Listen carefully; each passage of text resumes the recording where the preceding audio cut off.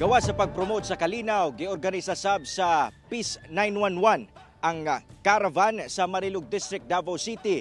Din ilang gitanyag ang mga nagkadaiyang libreng serbisyong medikal o nagkadaiyang serbisyo sa mga opisina sa gobyerno atol kini sa ilang pagsaulog sa ika-unom nga anibersaryo. Ano ang report ni Argel, relator. Gidagsa sa mga residente gikan sa nagkadaiyang barangay sa Marilog District, Davao City ang recreation center sa barangay Baganihan. Kini aron mo avail sa nagkadaiyang serbisyo nga hatod sa gipahigayong Peace Caravan and Medical Mission. Subay kini sa pagsaulog sa ika-unom nga anibersaryo sa Peace 911. Malipayon ang residenteng si Nina nga libreng nakapacheck up sa iyang mga anak nga gipang ubo. Grabe kayong malipay mi kay aron among mga anak masurbad sa kuan kan labi nang nay mga sakit na diya mi malipay kay aron maulian na kay naamay mga doktor nga muan dire sa amoang.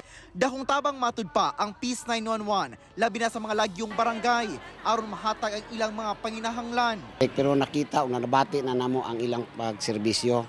Dili lang kay sa peace and order, tanan pati pa mga proyekto diin nga na-submit na namo dito sa matag ahensya sa gobyerno nga sila mismo ang mo follow up man na aron mahatag ngadto sa katawhan.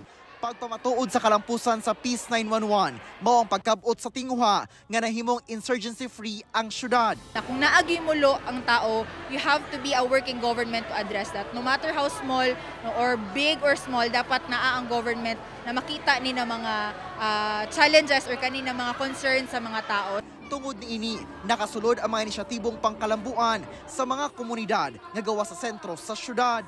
Unom ka tuig na ang nilabay gikan sa kamugnaan sa Peace Initiative sa City Government of Davao pinaagi sa Peace 911.